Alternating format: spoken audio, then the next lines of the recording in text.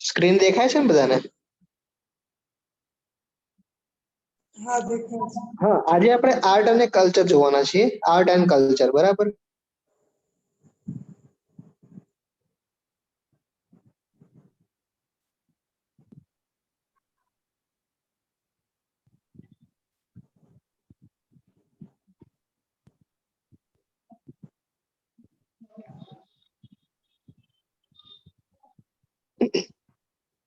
તો art and કલ્ચરના જે પણ આઈએમપી ટોપિકો છે, જે આઈએમપી ટોપિક હોય કે કોઈ ટેબલ હોય, કોઈ ચાર્ટ હોય, એ બધું આપણે જોવાના છીએ. જેમ કે કોઈ બુક્સ છે તો એના લેખક કોણ છે, આ બધું જ આપણે અહીંયા જોવાના છીએ. પૂરેપૂરું આર્ટ એન્ડ કલ્ચર આજે કવર કરવાની કોશિશ કરશું, બરાબર? તો શરૂ કરીએ આપણે. પહેલા તો સટ દર્શન. જેમ કે આપણે ઇમ્પોર્ટન્ટ આ બે છે, આ દર્શન છે અને આ રચયિતા છે. ઘણી વખતે નહીં પૂછાતું કે યોગ છે એના રચયિતા કોણ છે, તો કે મહર્ષિ પતંજલિ. જો કે આ બધાને આવડે છે, કેમ કે યોગ અને મહર્ષિ પતંજલિ એ તો બધાને આવડે છે, બહુ વર્ષોથી સાંભળતા આવ્યા છે. અને આ જે સ્ક્રીનશોટ છે એ આપણે ધોરણ 11 ની હિસ્ટ્રીની બુકમાંથી લીધેલું છે. તો જોઈએ આપણે, અહીંયા દર્શન આપેલું છે અને અહીંયા રચયિતા આપેલા છે. બધાને મારો અવાજ અને સ્ક્રીન દેખાય છે? હા દેખાય છે. ઓકે. હા સર દેખાય છે. હા, તો હવે અહીંયા આપણે જોઈએ દર્શન. એમાં સાંખ્ય પહેલું છે, સાંખ્ય. ષડ દર્શન એટલે 6 દર્શનો, 1 2 3 6, એ રીતે, બરાબર? પહેલું સાંખ્ય છે એ કોનું છે, તો કે મહર્ષિ કપિલનું સાંખ્ય. કઈ રીતે યાદ રાખવાનું? કપિલનું સાંખ્ય. યોગ એટલે પતંજલિ, એ તો બધાને ખબર છે. મહર્ષિ ગૌતમનો ન્યાય, ગૌતમનો ન્યાય. પછી વૈશેષિક એટલે કણાદનું વૈશેષિક. પૂર્વ મીમાંસા છે એ જૈમિનનું છે અને ઉત્તર મીમાંસા છે એ બાદરાયણનું છે. બધા જ મોસ્ટ આઈએમપી ટોપિકો આજે આપણે લીધા છે. સાંખ્ય કોનું છે, તો કે મહર્ષિ કપિલનું છે સાંખ્ય. યોગના રચયિતા કોણ છે, તો કે મહર્ષિ પતંજલિ. ન્યાયના રચયિતા કોણ છે, તો કે મહર્ષિ ગૌતમ. વૈશેષિકના રચયિતા છે કણાદ, મહર્ષિ કણાદ. અહીંયા ધ્યાન રાખજો, પૂર્વ મીમાંસા અને ઉત્તર મીમાંસા. તો પૂર્વ મીમાંસાની અંદર જૈમિન આવશે, મહર્ષિ જૈમિન. અને ઉત્તર મીમાંસાની અંદર મહર્ષિ બાદરાયણ. અહીંયા એક્સ્ટ્રા વિચારધારા છે, દાર્શનિક વિચારધારા, એ તમે તમારા નોલેજ માટે જોઈ શકો છો, બાકી એક્ઝામ માટે ઇમ્પોર્ટન્ટ નથી. જો તમારે વધારે જ્ઞાન જોતું હોય તો તમે આ બધું વાંચી શકો છો. જેમ કે ઉત્તર મીમાંસા છે તો જીવ જગત અને ઈશ્વરમાં બ્રહ્મ એ સર્વોત્તમ છે.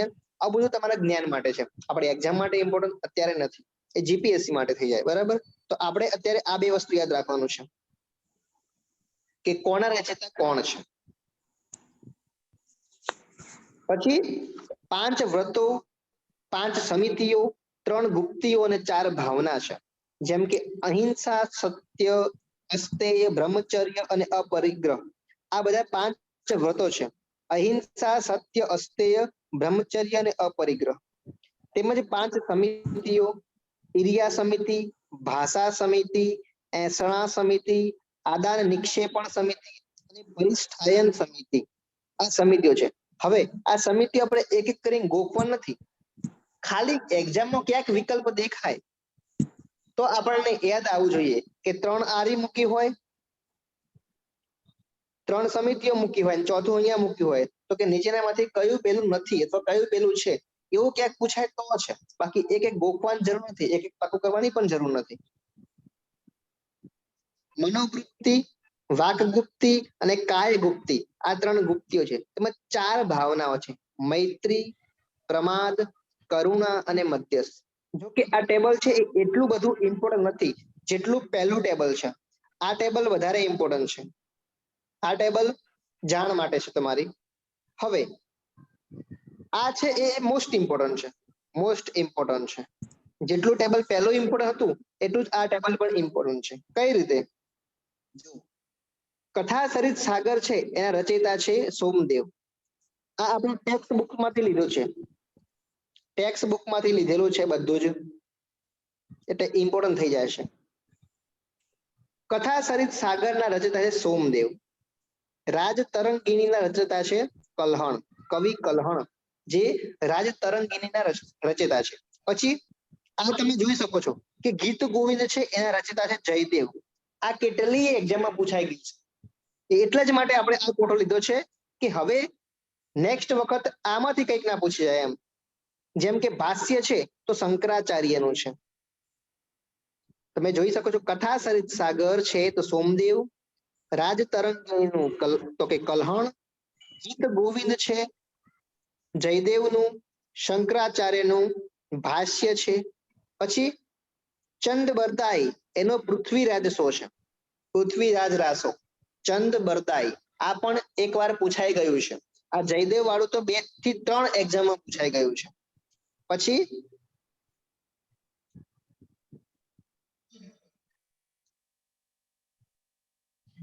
આ એટલા બધા ઇમ્પોર્ટન્ટ નથી કેમ કે આ કન્નડ છે, એટલે આ સાઉથમાં જતું રહે, સાઉથ ની અંદર. પણ આપણે એકવાર નજર મારી લેવાની કે નૃપતુંગ છે તો કવિરાજ માર્ગ, એમને નૃપતુંગનું કવિરાજ માર્ગ રચ્યું. આદિ પુરાણ તો પંપા, શાંતિ પુરાણ તો કે પોન્ના. આ પંપા, પોન્ના અને રન્ના બહુ સાઉથ માટે ઇમ્પોર્ટન્ટ છે, દક્ષિણ ભારતની અંદર આ બહુ ઇમ્પોર્ટન્ટ હતા. અજીતનાથનું પુરાણ રન્ના, પ્રબોધ, ચંદ્રોદય, કૃષ્ણ મિશ્ર, રાજશેખરનું કર્પૂર મંજરી, નારાયણ ભટ્ટનું વેણી સંહાર અને બિલ્હણનું ચૌર પંચાસિકા. હવે જો આ ટેબલ માટે કેટલું ઇમ્પોર્ટન્ટ છે તો કે આટલું. સંસ્કૃત અને હિન્દી, પછી આ છેલ્લા 3. કર્પૂર મંજરી છે તો એના રચયિતા કોણ છે તો કે રાજશેખર છે. વેણી સંહાર છે એના રચયિતા નારાયણ ભટ્ટ છે. તેમજ ચોર પંચાસિકા છે મહાકાવ્ય, એના રચયિતા કવિ બિલ્હણ છે. તો આની અંદર આટલું ઇમ્પોર્ટન્ટ છે. શંકરાચાર્યનું ભાષ્ય, ચંદ બરદાઈનું પૃથ્વીરાજ શો, જયદેવનું ગીત ગોવિંદ, કલ્હણનું રાજ તરંગિણી, સોમદેવનું કથા સરિત સાગર, તેમજ રાજશેખરનું કર્પૂર મંજરી, નારાયણ ભટ્ટનું વેણી સંહાર, બિલ્હણનું ચોર પંચાસિકા. આગળ જોઈએ આપણે તો કે વર્તમાન જે દેશ છે એનું પ્રાચીન નામ શું હતું. જેમ કે અત્યારે વિયેતનામ છે એનું પ્રાચીન નામ ચંપા હતું અથવા અન્નામ હતું. કંપુચિયા છે એનું કંબોજ નામ હતું. થાઈલેન્ડનું નામ શું હતું તો કે સિયામ હતું. અત્યારનો જે વર્તમાન થાઈલેન્ડ છે એનું પ્રાચીન નામ સિયામ હતું.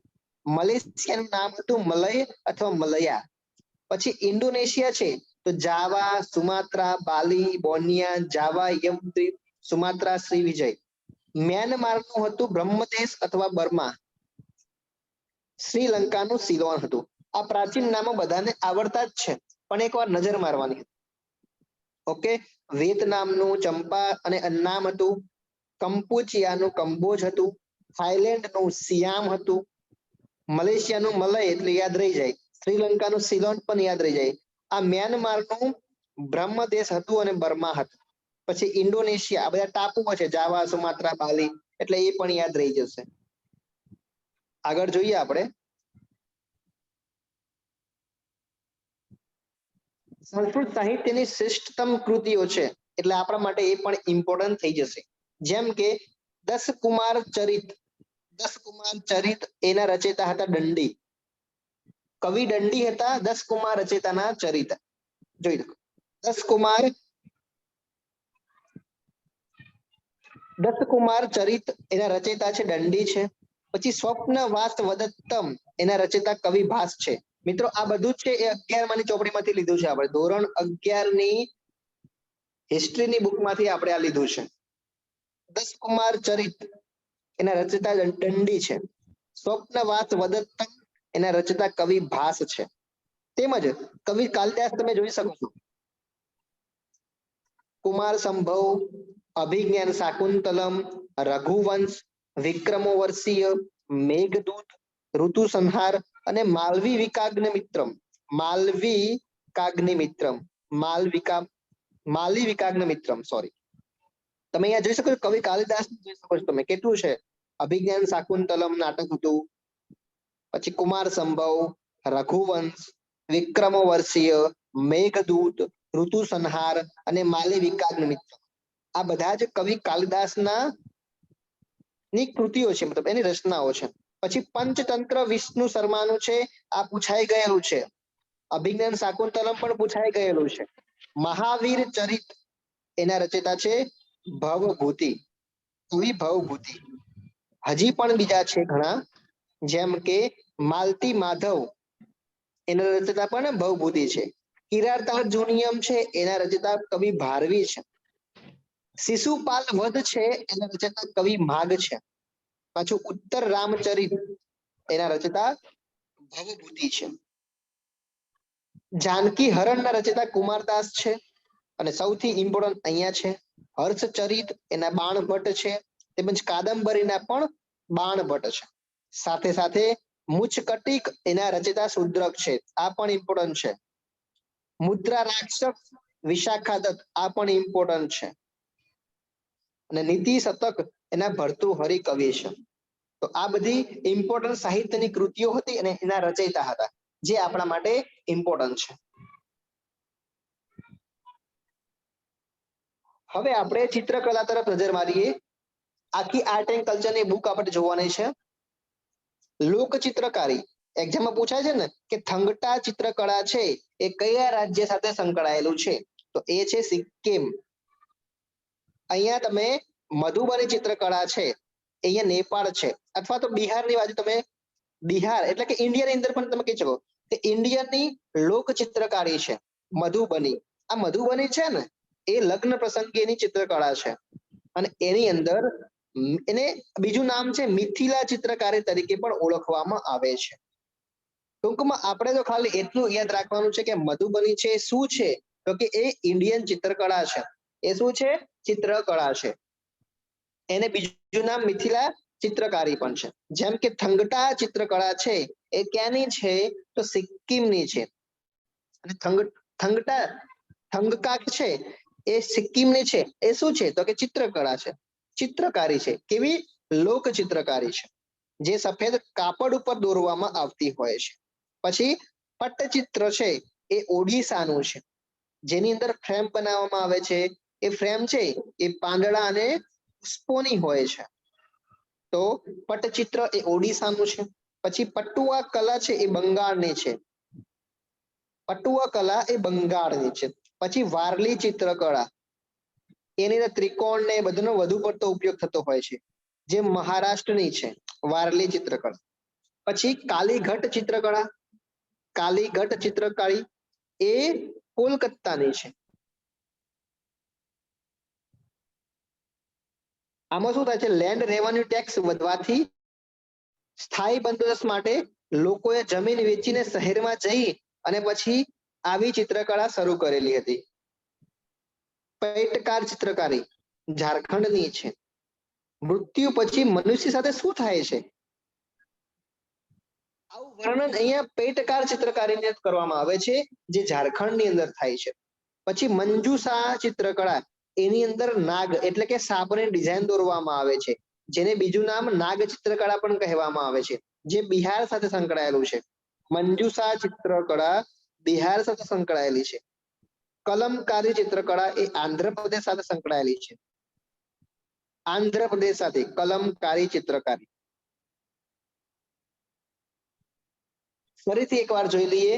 મધુબની ચિત્રકળા નેપાળ, થંગકા ચિત્રકળા સિક્કિમ, પટ્ટ ચિત્રકળા ઓડિશા, પટુઆ ચિત્રકળા બંગાળ, વારલી ચિત્રકળા આપણો ખૂણો એટલે મહારાષ્ટ્ર, કાલીઘાટ ચિત્રકળા કોલકાતા, પૈટકાર ચિત્રકળા એટલે ઝારખંડ, મંજુષા જે બિહારની ચિત્રકારી છે, તેમજ કમલકારી એ આંધ્રપ્રદેશની છે. તમને કોઈ ઊંઘમાં પણ કે મંજુષા ક્યાંની છે, કે મંજુષા એ બિહારની ચિત્રકારી છે.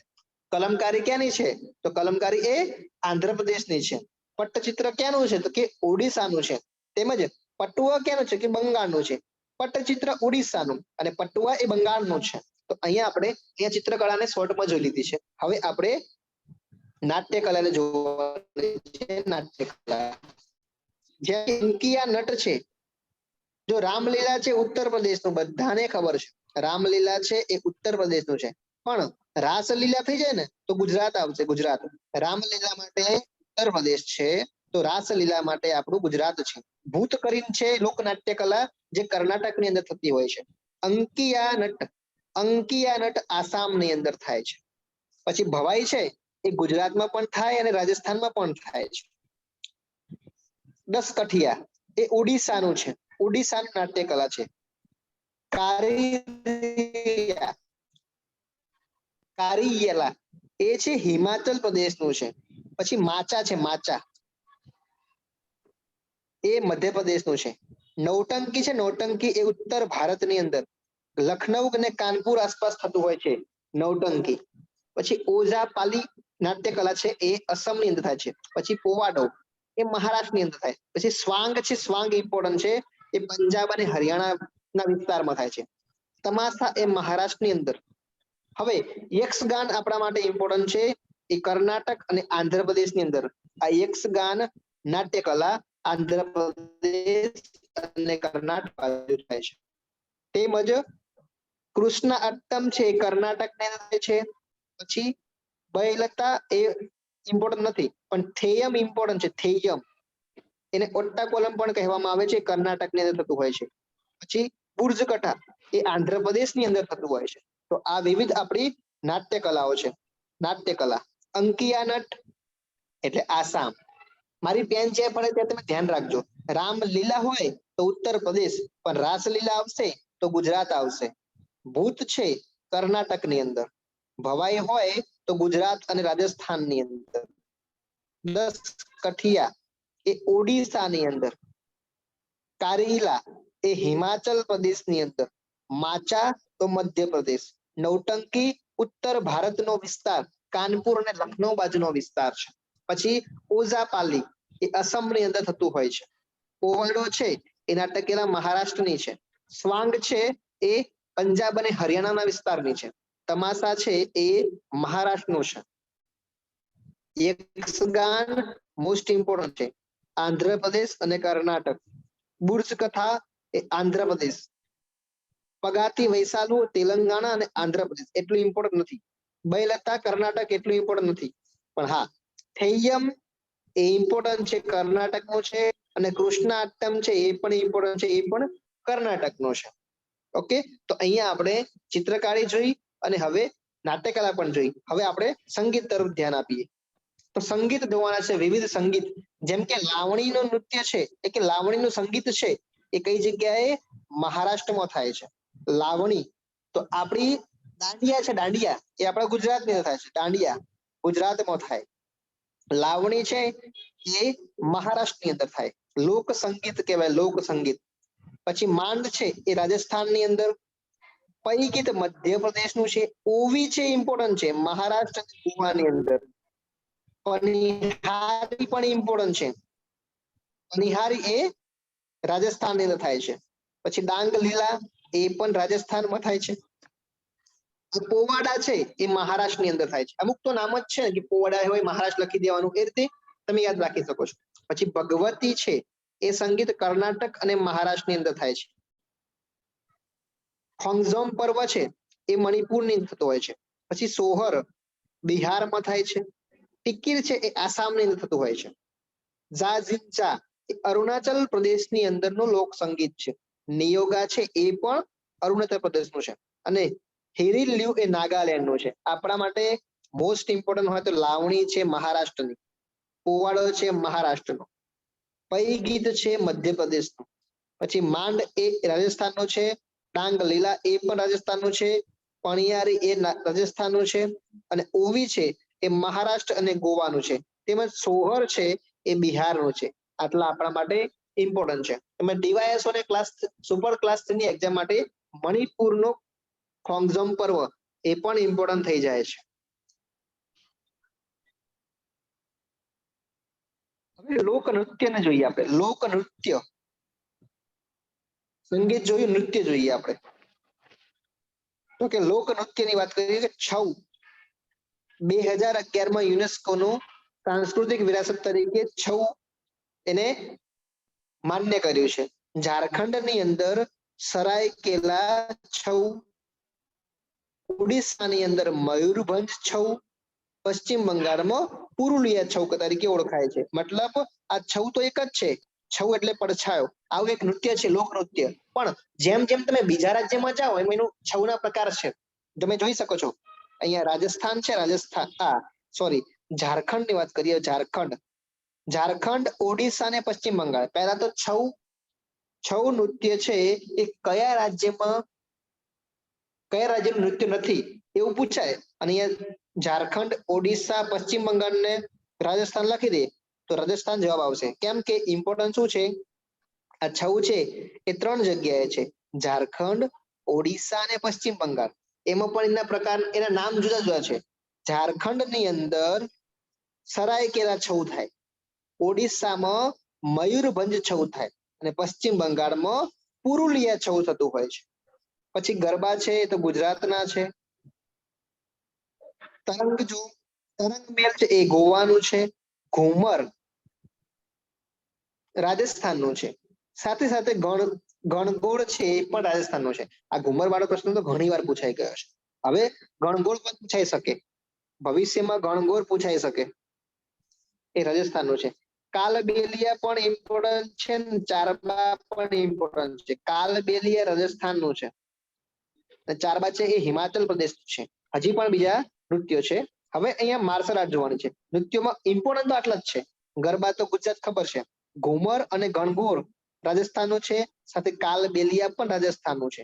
અને ચારબા છે એ હિમાચલ પ્રદેશનું છે. તો આપણે ઇમ્પોર્ટન્ટ નૃત્ય જોયા. હવે આપણે માર્શલ આર્ટ જોઈએ. કલારીપટ્ટુ જે કેરળની અંદરનું માર્શલ આર્ટ છે, જે સૌથી જૂનું છે અને અશોકા ફિલ્મોમાં પણ આ આર્ટ લીધેલી છે. કલારીપુ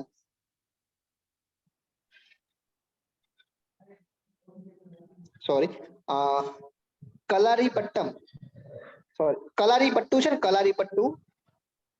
હા, કલારીપટ્ટુ સૌથી જૂનો માર્શલ આર્ટ છે, સૌથી જૂનો, અને કેરળને થાય છે. એક ફિલ્મમાં પણ આ માર્શલ આર્ટ આવી ગયો છે, અશોકાની અંદર. પછી સિલામ્બમ છે એ તમિલનાડુની અંદર. આપણા માટે ઇમ્પોર્ટન્ટ થાંગટા છે, થાંગટા મણિપુરની અંદર. મર્દાની ખેલ એ મહારાષ્ટ્રની અંદર. થાંગટા મણિપુરની અંદર, તો મર્દાની ખેલ છે એ મહારાષ્ટ્રની અંદર નું માર્શલ આર્ટ છે. લાઠી અને ગતકા એ બંને પંજાબના માર્શલ આર્ટ છે, ગતકા અને લાઠી. પછી પરિખંડ એ બિહારની અંદર થાય છે. મલ્લ યુદ્ધ દક્ષિણ ભારતના વિસ્તારમાં થાય છે. અને પૂરા ભારતભરમાં થતું હોય એવું માર્શલ આર્ટ કયું છે, તો કે બંદેશ છે, બંદેશ. પૈકા અખાડા ઓડિશા અને મુષ્ટિ યુદ્ધ એ વારાણસી. કાઠી સામ આંધ્રપ્રદેશ. ઇમ્પોર્ટન્સ કેટલું છે, તો કે કલારીપટ્ટુ કેરળ, થાંગટા મણિપુર, મર્દાની ખેલ મહારાષ્ટ્ર, ગતકા અને લાઠી પંજાબ, મલ્લયુદ્ધ દક્ષિણ ભારતમાં અને ભારતભરમાં થતું હોય એવું બંદેશ માર્શલ આર્ટ છે. તમને પૂછાઈ શકે છે કે આ બંદેશ છે શું? માર્શલ આર્ટ છે, ચિત્રકલા છે, નાટ્ય હલો છે સર, કે સંગીત છે? હા બોલો. આપણો એક સ્ટુડન્ટ છે આઝાદ મંસૂરી. હા, એમને તમે જે લિંક મોકલી ને, તો એની અંદર જોઈન નથી થવાતું, એનાથી એરર આવી જાય છે. એક જ મિનિટ.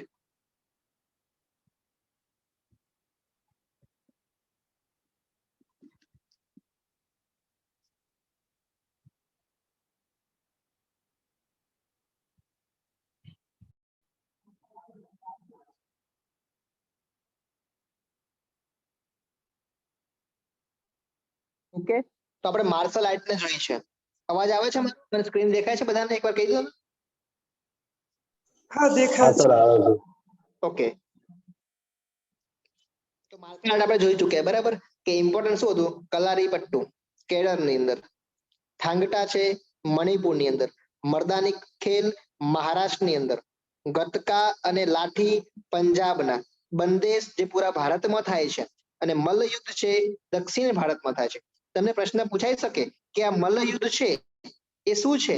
માર્શલ આર્ટ છે કે કંઈ બીજું છે? તો તમે આસાનીથી જવાબ લખી જવા જોઈએ કે મલ્લયુદ્ધ છે એ માર્શલ આર્ટ છે, પૂરા દક્ષિણ ભારતમાં થાય છે, અને બંદેજ છે તો પૂરા ભારતની અંદર થાય છે. આગળ જોઈએ આપણે તો હવે છે પરંપરાગત વસ્ત્ર. બાંધણી હોય તો ક્યાંની હોય? તો કે બાંધણી હોય તો રાજસ્થાનની, અને પટોળા હોય તો આપણા પાટણના. બરાબર, 1 લાખથી ચાલુ જ થાય પટોળા એમ. ચંદેરી સાડી છે એ મધ્યપ્રદેશના ઇન્દોર એટલે કે ચંદેરની છે. પરંપરાગત વસ્ત્રમાં ચંદેરી સાડી. બનારસની જરીવાળી સાડી એ ઉત્તર પ્રદેશના વારાણસીની છે, જે રેશમી સાડી છે. પટોળા પાટણના, બાંધણી રાજસ્થાનની. બાલુચડી સાડી છે એ પશ્ચિમ બંગાળના મુર્શિદાબાદ તથા વિષ્ણુપુરની એટલે પશ્ચિમ બંગાળની. પૈઠણી સાડી એટલે કે મહારાષ્ટ્રની. ફિરન એ કાશ્મીરની છે. ઓન્નારા, હવે નામ જ એવા આવે છે એટલે એક સાઉથમાં જતા રહે. ઓન્નારા તો કેરળ. સુજની ભરત બિહારનું. મંગલાગીરી સાડી એ આંધ્રપ્રદેશની છે. માહિશ્વરી સાડી છે એ મધ્યપ્રદેશની છે. પછી તંગલિયા, આ તંગલિયાની સાલ એ આપણા ગુજરાતની છે. પ્રશ્ન પૂછાઈ શકે ને આપણને જવાબ ના પણ આવડે. તો તંગલિયાની સાડી છે, સાલ છે એ ગુજરાતની છે. તંગલિયા સાલ ગુજરાત. પંજાબની અંદર ફુલકારી અને બાગ. પંજાબમાં ફુલકારી અને બાગ. ચંદેરી સાડી મધ્યપ્રદેશ. બનારસની ઉત્તર પ્રદેશ. પટોળા તો પાટણના. બાંધણી રાજસ્થાનની. પૈઠણી સાડી મહારાષ્ટ્રની. ઓન્નાર કેરળની. સુજની ભરત છે એ બિહારનું. મહેશ્વરી સાડી છે એ મધ્યપ્રદેશની. તંગલિયાની સાલ એ ગુજરાતની. ફુલકારી અને બાગ છે એ પંજાબના છે. તો આ પરંપરાગત આપણા વસ્ત્રો હતા. હવે ઉત્તર પૂર્વ ભારતના તહેવારો. આપણો જે નકશો છે આ જે ઉત્તર પૂર્વના છે ને એ બધા આપણે જોવાના છે. 7 સિસ્ટર વાળા. જેમ કે લોસારનો તહેવાર છે. લોસારનો તહેવાર જે ખાંબા, મોમ્પા અને મેમ્બા આ 3 જનજાતિઓ ઉજવતી હોય છે. આપણા માટે ઇમ્પોર્ટન્ટ નથી. આપણા માટે તો એ ઇમ્પોર્ટન્ટ છે કે આ લોસરનો તહેવાર છે કયા રાજ્યમાં થાય છે? તો કે અરુણાચલ પ્રદેશમાં થાય છે. લોસરનો તહેવાર છે અરુણાચલ પ્રદેશમાં થાય છે. પછી સાગા દાવાનો તહેવાર છે એ સિક્કિમમાં થાય છે. લોસુંગનો તહેવાર પણ સિક્કિમમાં થાય છે. હવે કાપણી પાકણી હોય એ વખતે તહેવાર ઉજવાય છે. કયો? તો કે બિહુ. એ અસમની અંદર થાય છે. અસમની અંદર. હોર્નબિલ છે એ પણ અઠવાડિયા સુધી ચાલતો નાગાલેન્ડની અંદરનો તહેવાર છે. હોર્નબિલ નાગાલેન્ડની અંદર થાય છે. ખર્ચી પૂજા એ ત્રિપુરાની છે. ચેરીયોબા તહેવાર છે એ મણિપુરની અંદર થાય છે. પછી વંગાલા તહેવાર છે મેઘાલયની અંદર. કાંગચિંગબા એ મણિપુરની અંદર. અંબુબચીનો મેળો અસમની અંદર થાય છે. સેકરેનીનો તહેવાર નાગાલેન્ડમાં થાય છે અને મજૂરીનો તહેવાર આસામમાં થાય છે. હવે આપણા માટે કેટલો ઇમ્પોર્ટન્ટ છે? તો કે લોસારનો તહેવાર એ અરુણાચલ પ્રદેશમાં થાય છે. લોસુંગનો અને આટલું ઇમ્પોર્ટન્ટ છે. લોસુંગનો તહેવાર સિક્કિમમાં થાય છે. બિહુ એટલે આસામ બધાને ખબર છે. હોર્નબિલ નાગાલેન્ડ. ખર્ચી પૂજા ત્રિપુરાની છે. પછી અંબુબચીનો મેળો છે એ અસમનો છે. અને મજૂલીનો તહેવાર છે એ આસામનો છે. તો આટલું આપણા માટે 7 સિસ્ટરના જે તહેવારો છે એ આપણા માટે વધુ ઇમ્પોર્ટન્ટ થઈ જાય છે.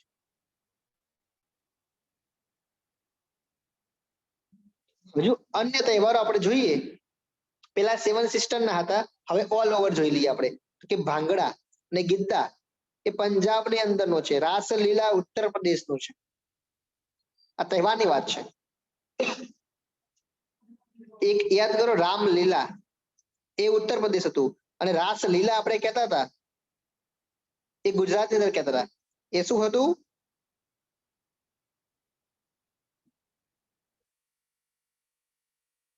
એ નાટ્ય કલા હતી. અને પેલો તહેવાર છે. ઓકે,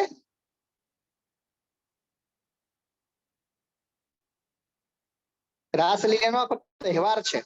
તહેવારની વાત આવશે તો ઉત્તર પ્રદેશ આવશે. નાટ્યની વાત આવશે તો એ આપણું ગુજરાત આવશે. પછી દાદરા ઉત્તર પ્રદેશ છે, જાવરા એ મધ્ય પ્રદેશ છે, બિરહા બિહારની અંદર થાય છે, પૈકા છે એ દક્ષિણી બિહારમાં, ઝુમર તો ઝારખંડ અને ઓડિશામાં થાય છે. જો બિહુનો તહેવાર છે એ આસામમાં થાય છે, દંડા જાત્રા ઓડિશામાં થાય છે, થાંગટા માર્શલ આર્ટ હોય તોય મણિપુર અને તહેવાર હોય તોય પણ મણિપુર, સિંધી છામ એ સિક્કિમનો તહેવાર છે. પછી બુર કથા એટલે કે જંગમ કથા એ આંધ્રપ્રદેશની અંદર થાય છે, અને ભૂત આરાધન એ કર્ણાટકની અંદર થાય છે. આત્માએ કબજો કર્યો હોય એમ અહીંયા વ્યવહાર થતો હોય છે આ તહેવારની અંદર.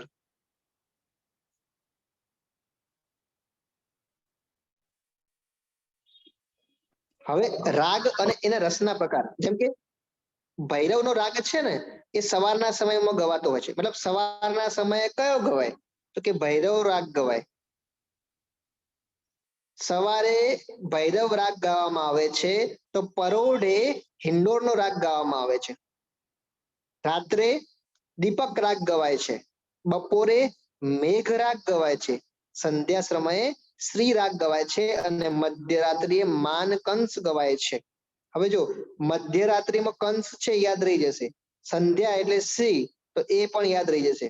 સવારે ભૈરવ, પરોઢે હિંડોળ, દીપક રાત્રે દીપક કરવાનો એટલે રાત્રે દીપક, બપોરે મેઘ એ રીતે કંઈક તમે યાદ રાખી શકો છો.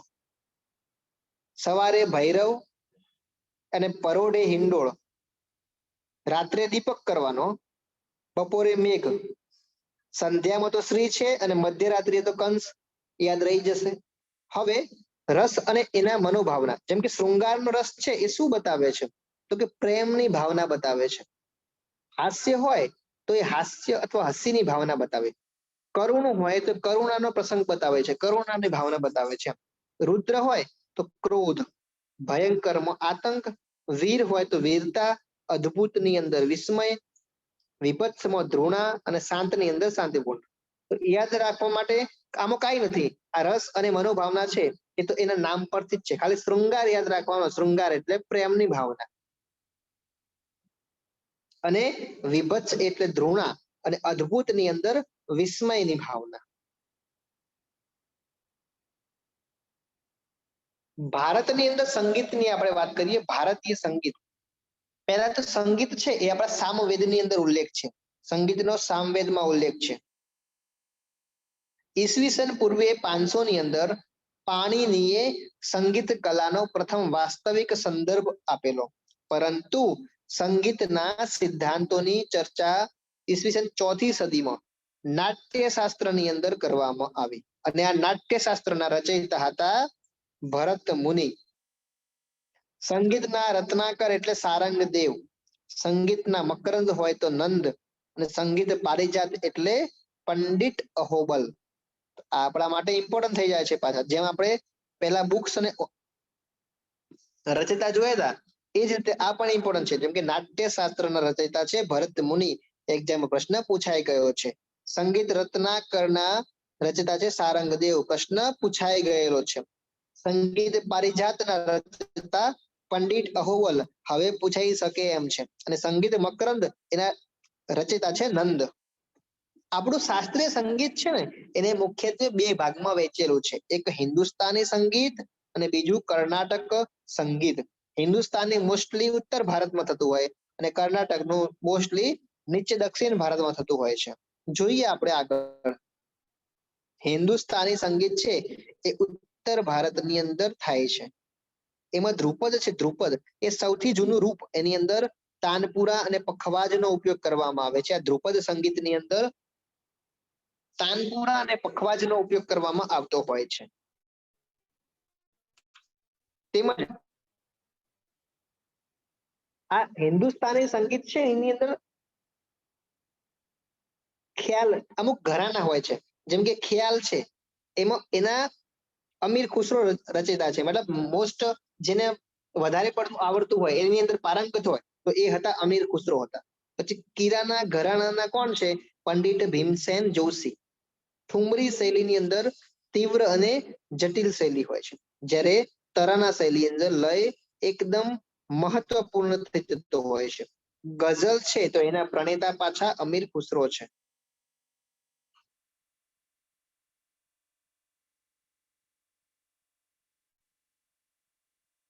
ઓકે, તો હિન્દુસ્તાની સંગીત છે એ ઉત્તર ભારતની અંદર એનો અભ્યાસ કરવામાં આવે છે. એમાં ધ્રુપદ, ખ્યાલ, કિરાના ઘરાણા, ઠુમરી શૈલી, તરાણા શૈલી અને ગઝલ આ બધાનો સમાવેશ થતો હોય છે. જ્યારે કર્ણાટક શૈલી છે એ દક્ષિણ ભારતમાં થતી હોય છે. એમાં શું હોય, એક નિશ્ચિત રાગ હોય અને નિશ્ચિત એક નિયત તાલબદ્ધ ની અંદર કૃતિ આધારિત હોય છે. જેમ કે પલ્લવી, અનુપલ્લવી અને રાગ મલ્લિકા એ કર્ણાટક સંગીતના ભાગ છે. જેમ અહીંયા આપણે જોયું ધ્રુપદ, ખ્યાલ, કિરાના ઘરાના, ઠુમરી શૈલી, તરાણા શૈલી અને ગઝલ.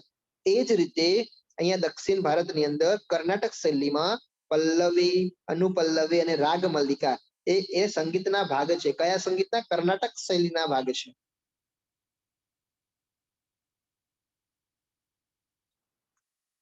હવે ભીમબેટકા, મિર્ઝાપુર અને પંચમઢીમાં પ્રાગ ઐતિહાસિક કાળના પુરાવા મળ્યા અને તેમાં પથ્થરો પર ચિત્રકલા હતી. એને કહેવાય પેટ્રોગ્લિફ. શું કહેવાય? પથ્થરો ઉપર દોરેલી ચિત્રકલા એટલે પેટ્રોગ્લિફ. એ પણ આપણા માટે ઇમ્પોર્ટન્ટ છે. તો ચિત્રકલાની આપણે વાત કરીએ તો ભિંતી ચિત્રકળા અને લઘુ ચિત્રકળા. કેટલી? ભિંત ઉપર દોરેલી હોય ભિંતી અને લઘુ ચિત્રકળા. પહેલા આપણે ભિંતી ચિત્રકળાને જોઈએ. તો ભિંતી ચિત્રકળા એ અજંતાની ગુફામાં મહારાષ્ટ્રની અંદર આવેલી છે. અજંતાની ગુફા એમાં એનો ધર્મ હોય છે બૌદ્ધ ધર્મ ઉપર આધારિત છે.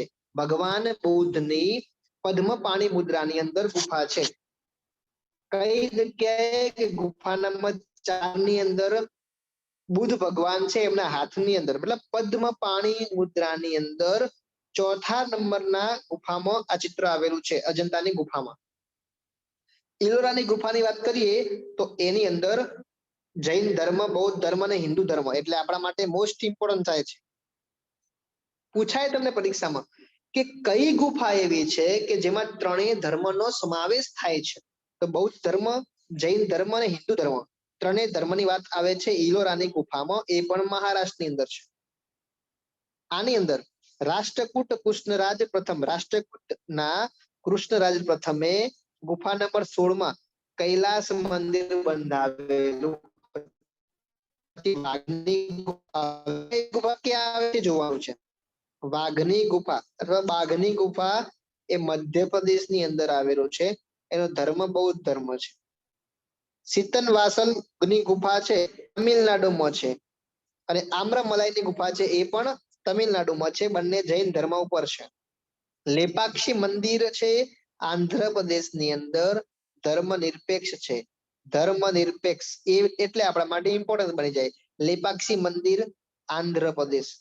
રાવણ છાયા ઓરિસ્સામાં અને બાદામી ગુફા છે એ કર્ણાટક. એનો ધર્મ જૈન છે અને વૈષ્ણવ છે. આટલામાં મોસ્ટ ઇમ્પોર્ટન્ટ થાય છે ઇલોરાની ગુફા કારણ કે ત્રણેય ધર્મનો સમાવેશ થાય છે. તેમજ 16મા નંબરની ગુફામાં કૈલાસ મંદિર છે. તો ગુફા નંબર 4 ની અંદર ભગવાન બુદ્ધની પદ્મપાણી મુદ્રાની અંદરનું ચિત્ર આવેલું છે. એ જ રીતે લઘુ ચિત્રકળા આપણે જોઈએ તો લઘુ ચિત્રકળા છે ને એ ઈસવીસન 9 થી 11મી સદીમાં એની શરૂઆત થાય છે. પહેલા તો બધા ભિંત ઉપર જ દોરતા, ભિંતી ચિત્રકળા. પછી ધીરે ધીરે વિકાસ થાય છે એટલે લઘુ ચિત્રકળા આવે છે. એમાં પાલ શૈલી, અપભ્રંશ શૈલી, મુઘલ કાળની ચિત્રકળા અને બીજી હજી ઘણી બધી ચિત્રકળા આપણે જોવાની છે. તો પહેલા આપણે પાલ શૈલી જોઈએ. પાંડુલિપિ સ્વરૂપે હોય, તાડપત્ર અથવા ચામડા ઉપર ચિત્રો દોરવામાં આવતા હોય છે. એમાં એક જ આકૃતિ હોય અથવા ભાગ્યે જ સમૂહ ચિત્ર જોવા મળે. બૌદ્ધ ધર્મ ઉપર આધારિત હતી. એક જ ચિત્ર આકૃતિ મતલબ એની અંદર એક જ આકૃતિ હોય, એક જ ચિત્ર હોય. સમૂહ તો ભાગ્યે જ જોવા મળે, એક સિંગલ જ હોય એમ. ગ્રુપ ફોટો પડાવતા ટૂંકમાં પાલ શૈલીની અંદર. પછી અપભ્રંશ શૈલી છે ગુજરાત અને રાજસ્થાનની અંદર. જૈન અને સમયાંતરે વૈષ્ણવ ધર્મ સાથે આ સંબંધ છે. મુઘલ કાળની ચિત્રકળા, ચિત્રકારોને પુરસ્કાર, અલગ વિભાગની સ્થાપના કરનાર અકબર હતા. ચિત્રકારોને પુરસ્કાર આપવાની શરૂઆત કરી. તેમજ ચિત્ર જેમ ડિપાર્ટમેન્ટ આખો અલગ બનાવ્યો. કોને? અકબરે.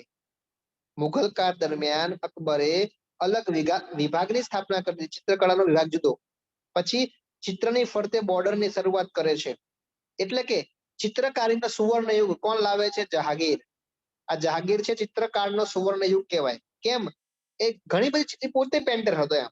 ચિત્રની ફરતે બોર્ડરની શરૂઆત અહીંયા થાય છે. પછી રાજસ્થાન શૈલી, એમાં તમે જોઈ શકો છો રાજસ્થાનની અંદર ઘણી બધી કિશનગઢ શૈલી છે. એમાં સાવંત સિંહ અને એમની પ્રેમિકા હોય છે બની ઠનીના ચિત્રો હોય છે.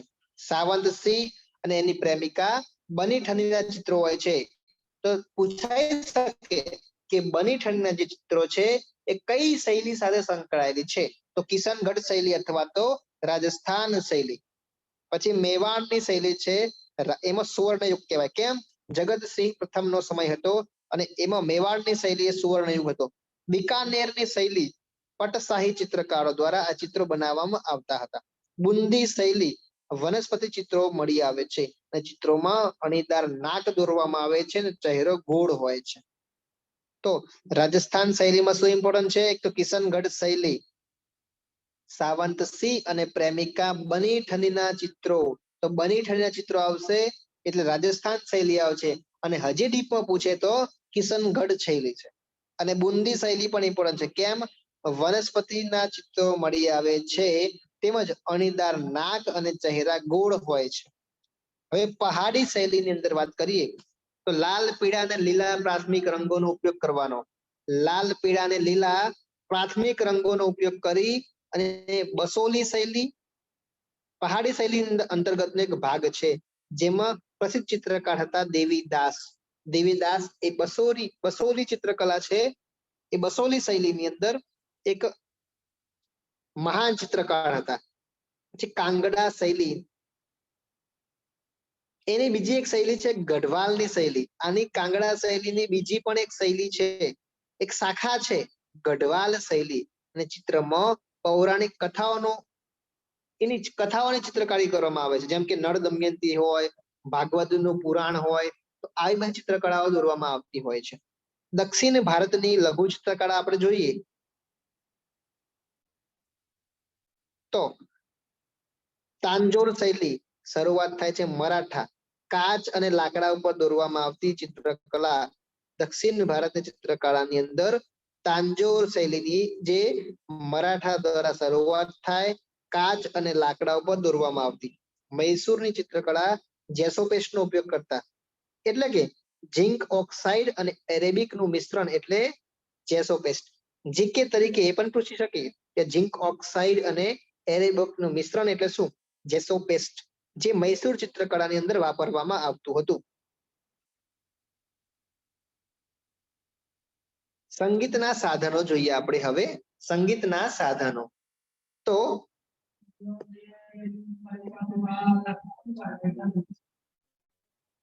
ચલો,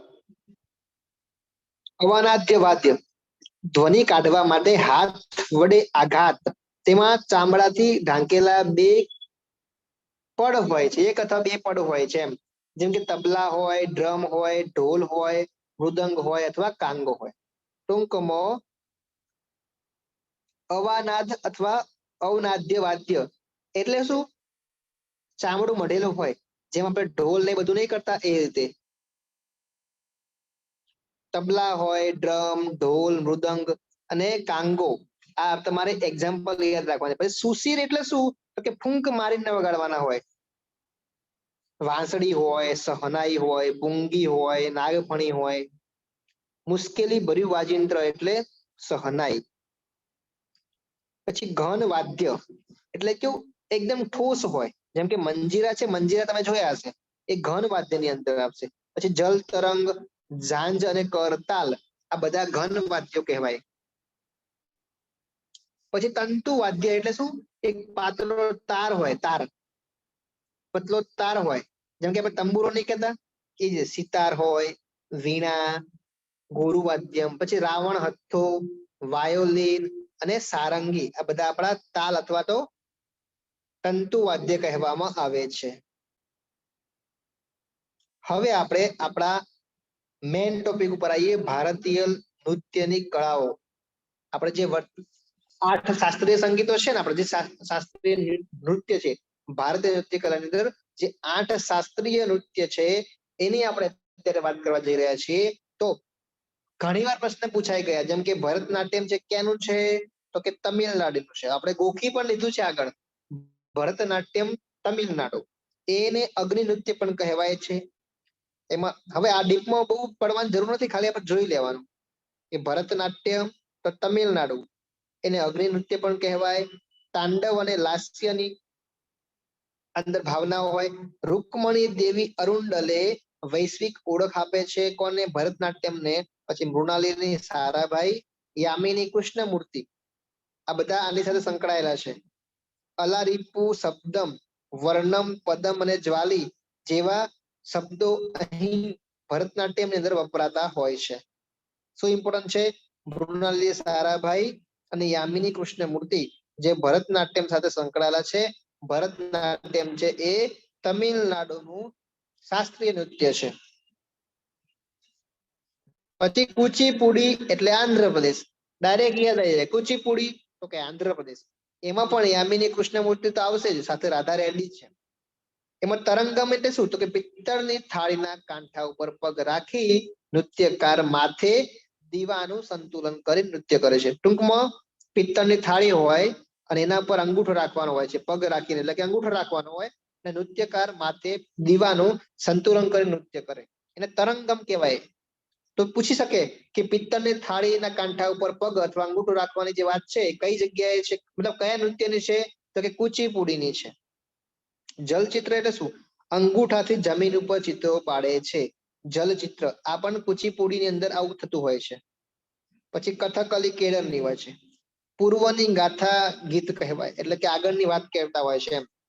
એમાં મૃણાલિની સારાભાઈ આવશે. કથકલીની અંદર મૃણાલિની સારાભાઈ. ચહેરા ઉપર વિવિધ રંગોનું વિશેષ મહત્વ હોય છે.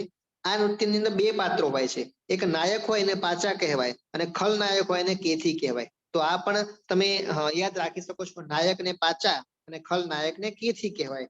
કથા, વાર્તા અને કથક અને કલી નાટક જે પુરુષ પ્રધાન નૃત્ય છે. પૂર્વની ગાથા કહેવાની હોય છે કથકલીની અંદર, અને કથકલી એ કેળરનું છે.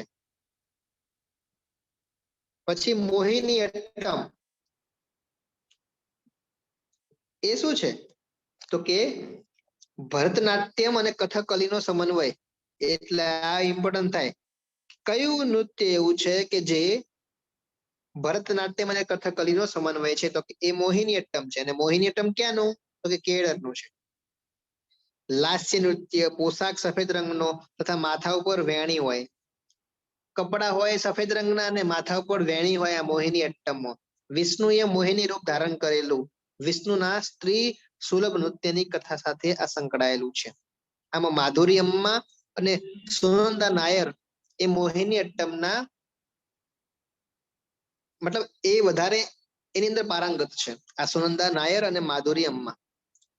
વાયુ તત્વને નિરૂપિત કરે છે મોહિની અટ્ટમ. પછી ઓડિસી છે, ઓરિસ્સાનું છે, જે જળનું તત્વ છે. જે અગ્નિનું કોણ હતું? તો અગ્નિનું હતું ભરતનાટ્યમ. પછી વાયુ તત્વ એટલે વાયુ માટે આવશે મોહિની અટ્ટમ, અને જળ માટે આવશે ઓડિસી. જળ માટે જળ તત્વનું નિરૂપણ કરતું હોય છે. જળ તત્વનું પ્રતીક હોય તો કે ઓડિસી નૃત્ય છે, ઓરિસ્સાનું. અગ્નિ માટે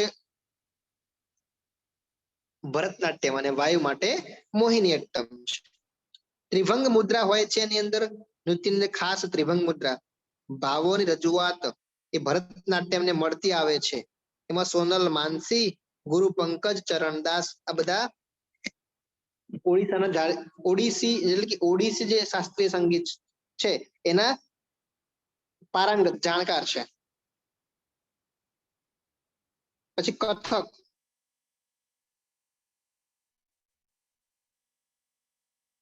કથક ઉત્તર પ્રદેશનું છે. કથક ક્યાંનું છે? ઉત્તર પ્રદેશનું. વ્રજભૂમિની રાસલીલાથી આ નૃત્યનો ઉદ્ભવ થયો છે. હિન્દુ કથાઓ, ફારસી, ઉર્દુ કવિતાઓમાંથી લેવાયેલ તત્વોનું મિશ્રણ છે. બિરજુ મહારાજ કથક ઇમ્પોર્ટન્ટ છે. લચ્છુ મહારાજ અને સિતારા દેવી મિત્રો આ ત્રણેય નામ આપણા માટે ઇમ્પોર્ટન્ટ છે. બિરજુ મહારાજ, લચ્છુ મહારાજ અને સિતારા દેવી. કથક એટલે ઉત્તર પ્રદેશ.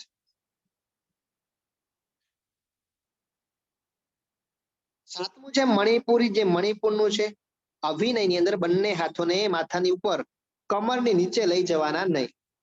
માથાથી ઉપર નહીં લઈ જવાના ને કમરથી નીચે નહીં લઈ જવાના, વચ્ચે જ રાખવાના. મણિપુરી નૃત્ય. હવે તમને ચહેરો યાદ આવ્યો હશે, મણિપુરી નૃત્યમાં કેવું હોય છે. લીલા ઘેરાવાળા ચણિયાને કુમિન કહેવામાં આવે છે.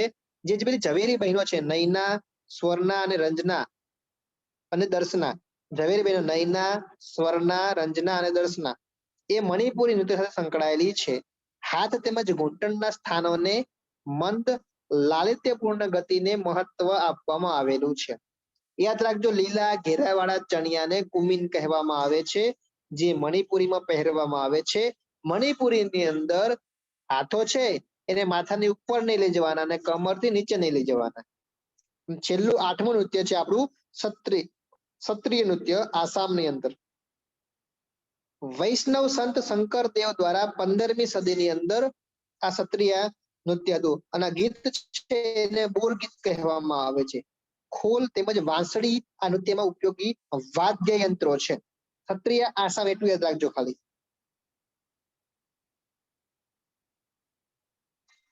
આ આપણે જોઈ ચૂક્યા છીએ આગળ, ખબર છે ને કે સાંખ્ય દર્શન છે, વિચારધારા છે એ કપિલ મુનિ છે, યોગ એ પતંજલિનું, ન્યાય છે એ ગૌતમનો, વૈશેષિક છે એ મહર્ષિ કણાદનું, પછી વેદાંત વિચારધારા છે એ બાદરાયણનું. વેદાંત એટલે વેદને અંતે, તો ઉત્તર મીમાંસા અને પૂર્વ મીમાંસા. પૂર્વ મીમાંસા એટલે જૈમિની અને ઉત્તર મીમાંસા એટલે બાદરાયણ.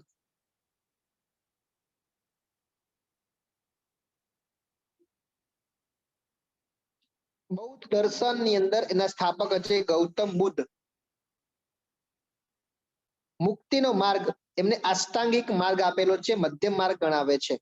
પ્રથમ ઉપદેશ 5 સાધુઓને આપે છે અને એ એટલે ધર્મચક્ર પ્રવર્તન તરીકે ઓળખાય છે.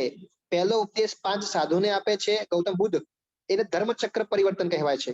4 એને આર્ય સત્ય કીધા છે કે સંસાર એ દુઃખમય છે, એનું કારણ તૃષ્ણા છે.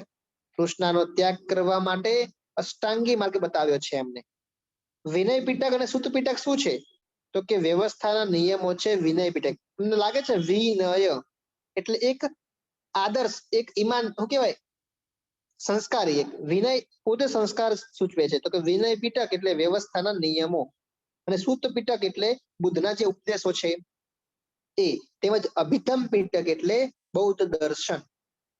સુત પીટક તો બુદ્ધના 3 પીટક જો, શુદ્ધ પીઠ, અહીંયા સૂત્ર પીટક, વિનય પીટક અને અભિધમ પીટક. વિનયની અંદર તો વ્યવસ્થાના નિયમો હોય, સુત પીટકમાં બુદ્ધના જે ઉપદેશો છે એ હોય, અને બૌદ્ધનું દર્શન અભિધમ પીટકમાં થાય છે.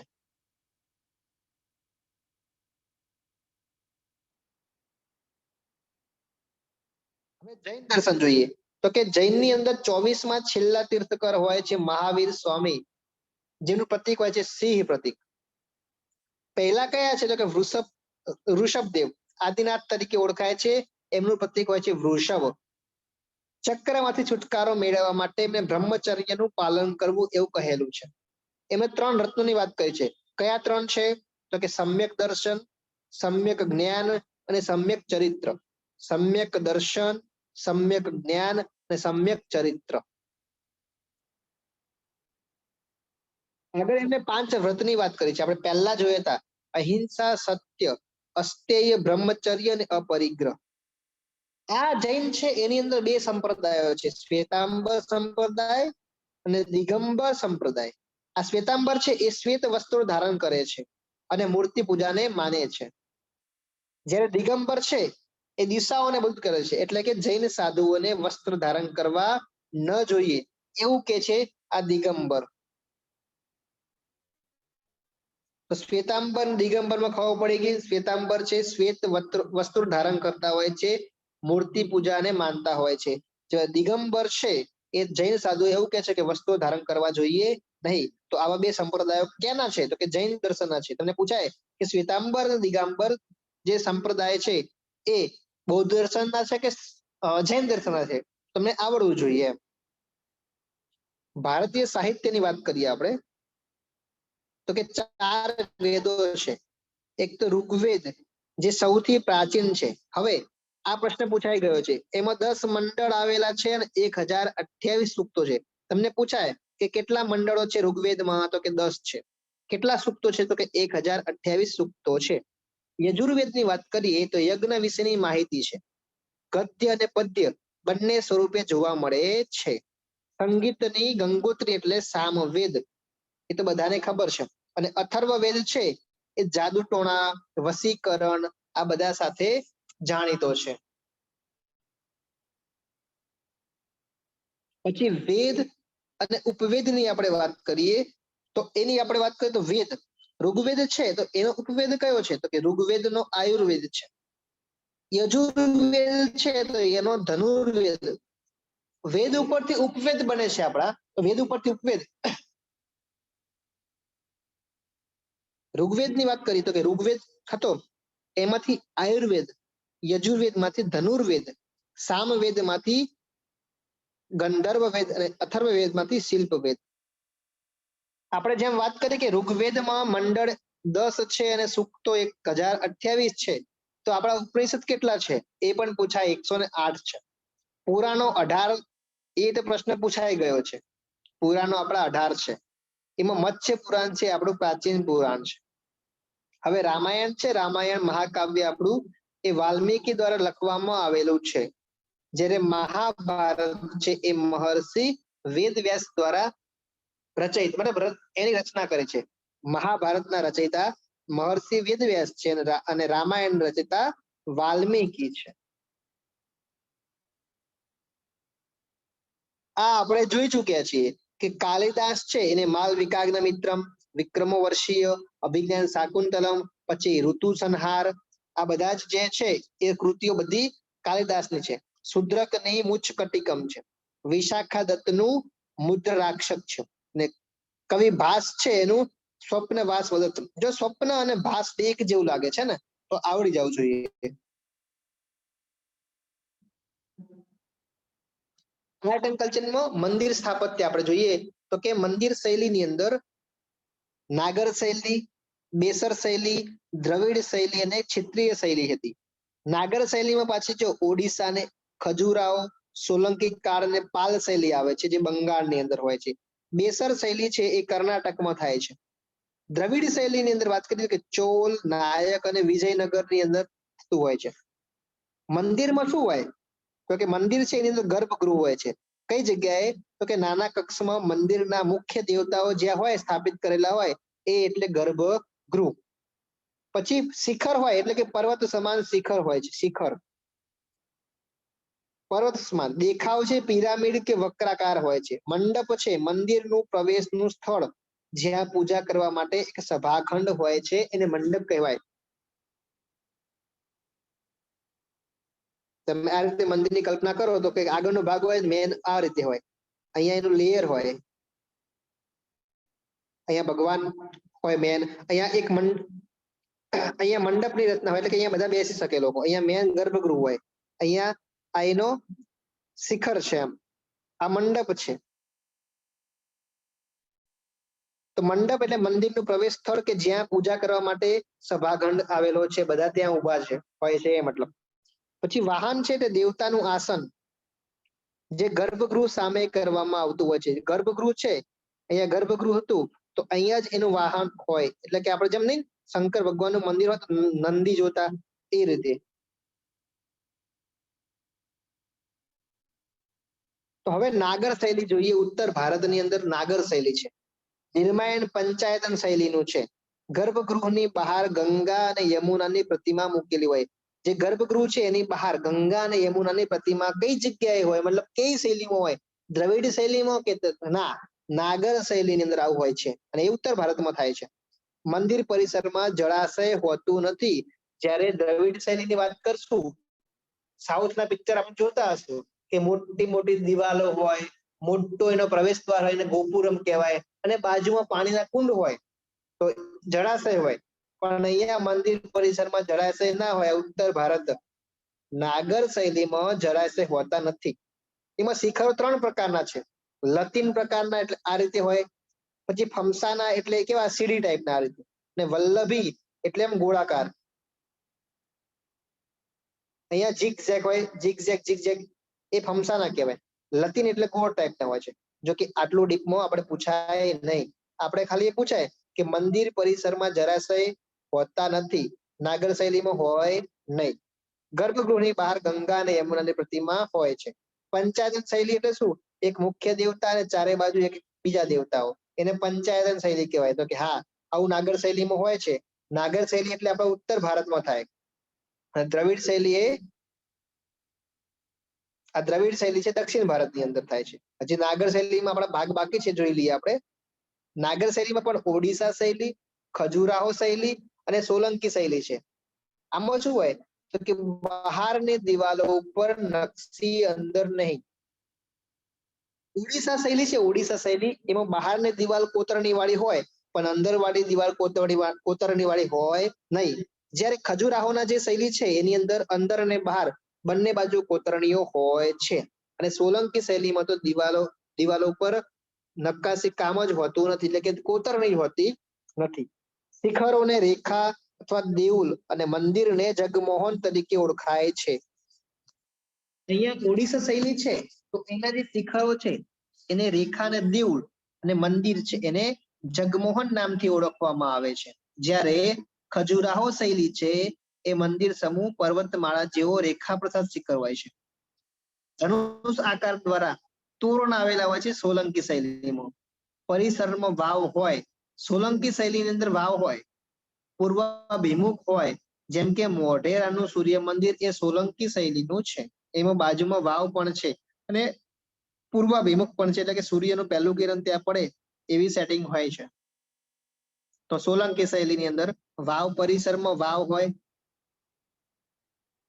પૂર્વાભિમુખ હોય, જેમ કે મોઢેરાનું સૂર્ય મંદિર એ સોલંકી શૈલીનું છે. તેમજ ખજુરાહોનું કંદરિયા મહાદેવનું મંદિર છે એ ખજુરાહો શૈલીનું છે, જેમાં બંને બાજુ કોતરણી કરવામાં આવેલી હોય છે. જ્યારે ઓડિશા શૈલીનું કોણાર્કનું સૂર્ય મંદિર છે અથવા પુરીનું જે છે મંદિર, જગન્નાથનું મંદિર, એ ઓડિશાનું શૈલી છે. એની અંદર મંદિર છે ને જગમોહન કહેવાય, અને શિખરને રેખા અથવા દેઉલ કહેવામાં આવે છે. તો આ બધું આપણે નાગર શૈલી અંદર આવે, ઉત્તર ભારતમાં આવે. હવે આપણે દ્રવિડ શૈલીને જોઈએ, જે દક્ષિણ ભારતની અંદર છે. દ્રવિડ શૈલીના મંદિરો છે એ ઊંચી દિવાલોથી ઘેરાયેલા. તમે મૂવી જોતા હશો તો તમને ખ્યાલ હશે સાઉથના મૂવીમાં કે જે મંદિર છે બધા ઊંચી દિવાલથી ઘેરાયેલા હોય છે, અને ઊંચું પ્રવેશદ્વાર હોય, કોતરણી વાળું મોટું પ્રવેશદ્વાર હોય છે. એને ગોપુરમ કહેવાય. શું કહેવાય? એ ઊંચું પ્રવેશદ્વાર છે એને ગોપુરમ કહેવામાં આવે છે. શિખર હોય, શિખરને વિમાન કહેવાય. એનું જે શિખર છે એને વિમાન કહેવાય. હવે પ્રવેશદ્વાર છે એને મિથુન અને યક્ષોની મૂર્તિઓ આવેલી છે. પ્રવેશદ્વાર બે પૂતળા મૂકેલા હોય છે, તમે જોઈ શકો છો. એ મિથુન અને યક્ષોની મૂર્તિઓ છે. પરિસરમાં જળાશય હોય છે. અદ્વિતીય એની વિશેષતા છે. કેમ કે મંદિરના પરિસરમાં જળાશય હોય. ચોલ મંદિરો છે એમાં નટરાજની મૂર્તિ. નાયક શૈલીની વાત કરું તો મદુરાઈનું મીનાક્ષી મંદિર છે એમાં ગોપુરમ સૌથી ઊંચું છે. મીનાક્ષી મંદિર ગોપુરમ સૌથી ઊંચું છે, મદુરાઈનું છે, જે નાયક શૈલીનું છે. તેમજ વિજયનગર શૈલીની વાત કરીએ તો હમ્પી છે, હમ્પી વિરુપાક્ષનું મંદિર, વિઠ્ઠલ સ્વામીનું મંદિર જે 56 સ્તંભોનું છે. વિઠ્ઠલ સ્વામીનું મંદિર, અવાજ આવે છે સ્તંભો ઉપરથી સંગીતના. જેમ જેમ પવન જાય ને એમ એમ જે 56 સ્તંભો છે એમાંથી અવાજ આવતો હોય છે, એક સંગીતનું નિર્માણ થતું હોય છે. આવું બધું દક્ષિણ ભારતની અંદર છે. એમાં યાદ રાખશું નાયક શૈલી, મીનાક્ષી મંદિર ઇમ્પોર્ટન્ટ છે, મદુરાઈનું નાયક શૈલી છે, વિજયનગર શૈલીનું વિરુપાક્ષ મંદિર છે. પછી બેસર શૈલી, એટલે એવું નહીં કે નાગર શૈલી છે એ ઉત્તર ભારતની અંદર છે અને દ્રવિડ શૈલી છે એ દક્ષિણ ભારતની છે. તો બેસર શૈલી છે બંનેની વચમાં હશે, એટલે કે મધ્યપ્રદેશની બાજુ. તો એવું જરાય નથી, પણ એવું તો ખરું કે નાગર શૈલી હોય અને દ્રવિડ શૈલી હોય, આ બંનેનું મિશ્રણ છે. પણ એવું નથી કે ઉત્તર ભારત અને દક્ષિણ ભારતની વચમાં છે. તો કે ના, એવું નથી. નાગર શૈલી અને દ્રવિડ શૈલીનું મિશ્રણ છે, પણ એવું નથી કે તે મધ્યમાં આવેલું છે. એ કોઈ પણ જગ્યાએ હોઈ શકે. તમે એહોલનું લાકડાનું મંદિર, બાદામીનું મંદિર, ચાલુક્ય શાસકોના શાસનની અંદર આ બેસર શૈલી થઈ, ને કર્ણાટક શૈલી તરીકે પણ એને ઓળખવામાં આવે છે. મૂર્તિકળાની આપણે વાત કરીએ. મૂર્તિકળા તો ગાંધાર શૈલી, મથુરા શૈલી અને અમરાવતી શૈલી. ગાંધાર શૈલી છે ને એમાં બૌદ્ધ ચિત્રકળાનો પ્રભાવ છે. અમરાવતી શૈલીમાં પણ બૌદ્ધનો પ્રભાવ છે, પણ મથુરા શૈલી એવી છે કે જેમાં 3 ધર્મનો પ્રભાવ છે, જૈન, બૌદ્ધ અને હિન્દુ. હવે ગાંધાર શૈલી છે એ વાદળી અને રાખોડી પથ્થરોનો ઉપયોગ થાય છે. આ ગાંધાર શૈલી છે એ આપણા જમ્મુ કાશ્મીર અને પાકિસ્તાન બાજુના ભાગમાં, એક અફઘાનિસ્તાનના ભાગમાં હોય છે. તો કુષાણ શાસકો વખતે આ ગાંધાર શૈલીનો વિકાસ થાય છે. પથ્થરો બધા વાદળી અને રાખોડી રંગના હોય છે. જ્યારે મથુરા શૈલી તો ઉત્તર પ્રદેશ બાજુ, એટલે એના પથ્થરો લાલ રેતીના પથ્થરો છે. એ વખતે પણ કુષાણનું શાસક હતું. અને સફેદ આરસના પથ્થરો એટલે અમરાવતી શૈલી. એ વખતે શાસન હતું સાતવાહનનું શાસન.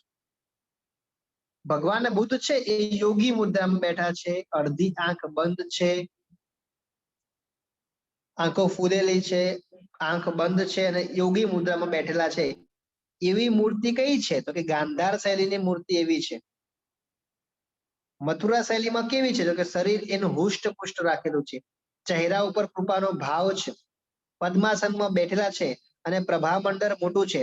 એટલે કે મૂર્તિની પાછળ મોટું પેલું નહીં આવતું ગોળ ગોળ ચક્ર ભગવાન જેવું, અહીંયા મોઢું છે તો પાછળ ગોળ ચક્ર હોય છે, ત્યાં કિરણો હોતા હોય છે, તો એને પ્રભામંડળ કહેવામાં આવે છે. એ મથુરા શૈલીમાં છે. જ્યારે અમરાવતી શૈલીની વ્યક્તિગત વિશેષતા નથી, પણ મોટા ભાગની મૂર્તિઓ છે એની અંદર બુદ્ધની જીવન કથા કીધું છે, અથવા જીવન અને જાતક કથાઓ દર્શાવે છે. એટલે અહીંયા અમરાવતી શૈલીની અંદર બુદ્ધની જાતક કથાઓ યાદ રાખવાનું.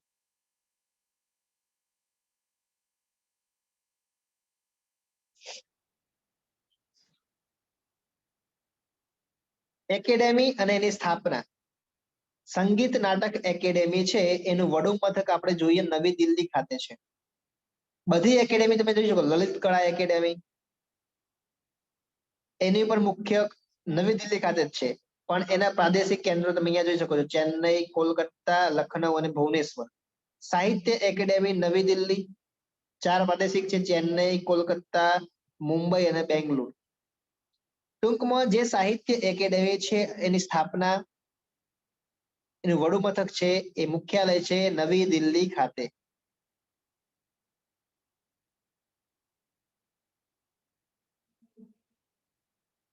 આ આપણે આગળ પણ જોઈ ચૂક્યા છે ને, હજી પણ જોઈએ કે ગીત ગોવિંદ છે એના રચયિતા છે જયદેવ. સંગીત રત્નાકરના રચયિતા છે સારંગદેવ. સંગીતોપનિષદ એના છે બાકાનાચાર્ય. સંગીત મકરંદના રચયિતા છે વેદ. નૃત્ય રત્નાવલીના રચયિતા છે જય સેનાપતિ. સંગીત દામોદરના રચયિતા છે રઘુનાથ. અને સંગીત મલ્લિકાના રચયિતા છે મોહમ્મદ શાહ. હવે તહેવાર અને હજી અમુક તહેવાર અને એનું રાજ્ય. ખાન તહેવાર છે, ખાન તહેવાર એ અરુણાચલ પ્રદેશનો છે. તેમજ તમિલનાડુના 3 તમે જોઈ શકો છો અહીંયા, કંથુરી, ચિત્તીરે અને કાર્તિક ગૈદીપમ. એ છે તમિલનાડુના તહેવાર છે. એમસે અને મોણસુ એ નાગાલેન્ડના છે. પણ ઇમ્પોર્ટન્ટ છે કરાચી પૂજા. કરાચી પૂજા ત્રિપુરાની અંદર થાય છે. ત્યાગરાજ એ આંધ્રપ્રદેશની અંદરનો છે તહેવાર. ને બિહુ આસામનો તો ખબર જ છે તમને.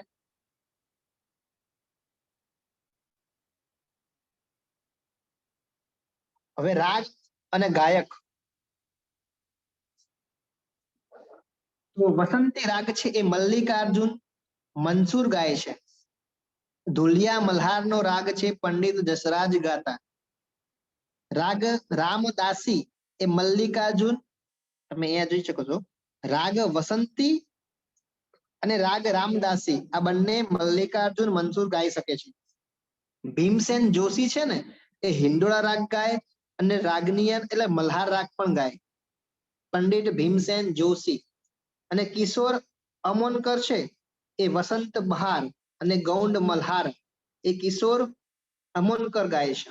પંડિત જસરાજ તો ધુલિયા મલ્હાર રાગ ગાય છે. મોસ્ટલી પંડિત ભીમસેન નો પ્રશ્ન બનતો હોય છે. રાગ હિંડોળા તો કે ભીમસેન જોશી અને પૂછાઈ શકે તો ધુલિયા મલ્હાર પંડિત જસરાજ.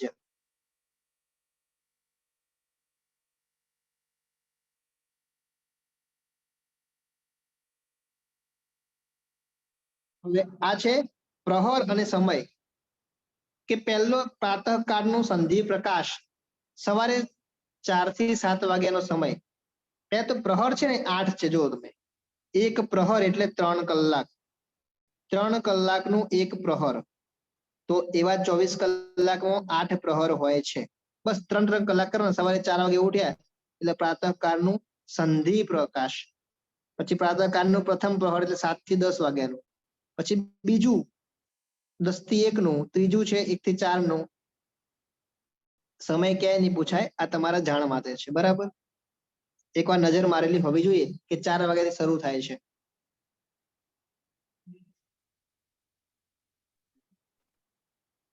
હવે આ પ્રશ્ન પૂછાય છે, સાંચીનો સ્તૂપ છે એ મધ્યપ્રદેશમાં આવેલો છે. ક્યાં આવેલો છે? સાંચીનો સ્તૂપ મધ્યપ્રદેશમાં. તો ભરહુતનો સ્તૂપ છે એ મધ્યપ્રદેશમાં છે. પીપારાવનો સ્તૂપ ઉત્તર પ્રદેશમાં છે. નંદનગઢ લોરિયાનો સ્તૂપ બિહારમાં. બોધ ગયાનો પણ બિહારમાં. અમરાવતીનો સ્તૂપ છે અને નાગાર્જુન કોંડાનો સ્તૂપ છે, બંને આંધ્રપ્રદેશમાં આવેલા છે. ધર્મરાજિકાનો ઉત્તર પ્રદેશમાં છે. પછી દેવની મોરી હોય, ઇટવા સ્તૂપ હોય કે બોરિયા સ્તૂપ હોય, આ 3 આપણા ગુજરાતમાં છે. દેવની મોરી, બોરિયા સ્તૂપ અને ઇટવા સ્તૂપ. નાલંદા તો બિહારમાં છે, બધાને ખબર જ છે.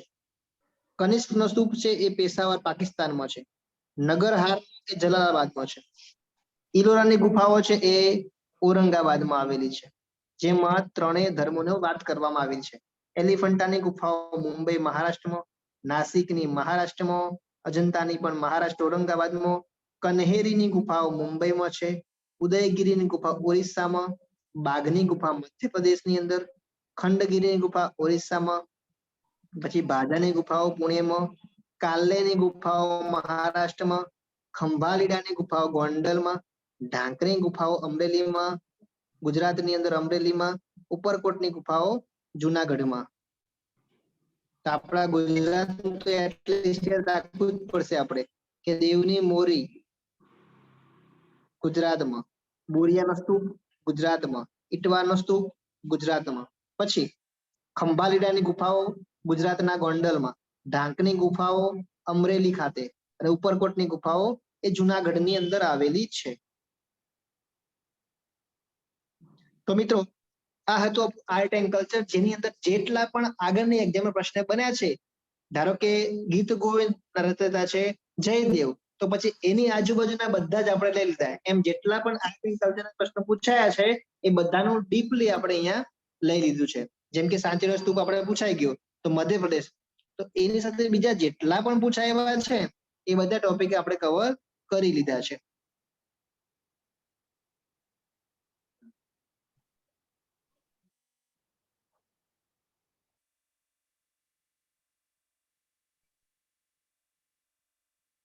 બાકી કોઈ કન્ફ્યુઝન હોય તો મને કહેજો.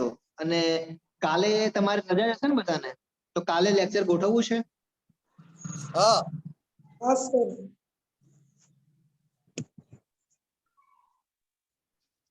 કાલે લેક્ચર ગોઠવવું છે ને? हाँ हाँ તો મોર્નિંગમાં આપણે રાખીએ લેક્ચર ને. ઓકે હું ગ્રુપમાં તમને કહી દઈશ. 7 કાં તો 8 વાગે લેક્ચર રાખીશું, બરાબર? કાલે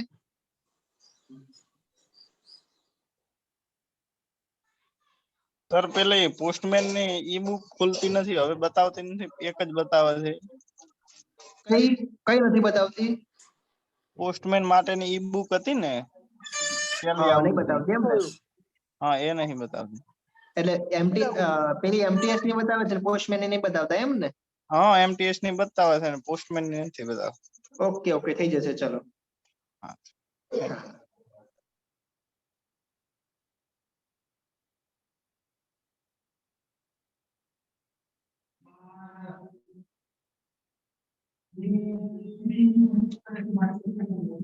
બાકી રિઝલ્ટ આવ્યો છે, ઘણા બધા પાસ થયા આપણા માટે, ઘણા બધા.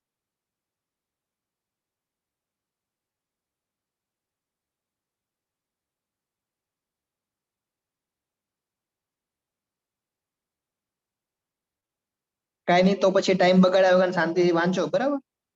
કાલે સવારે 7 કાં તો 8 વાગે લેક્ચર રાખીશું આપણે. હું ગ્રુપમાં ઇન્ફોર્મ કરી દઈશ. Okay sir. ઓકે ને? હા.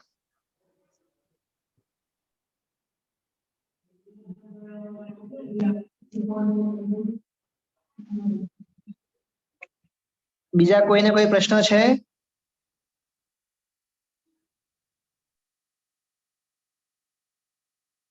કે પછી લેક્ચરને આપણે એન્ડ કરીએ અહીંયા?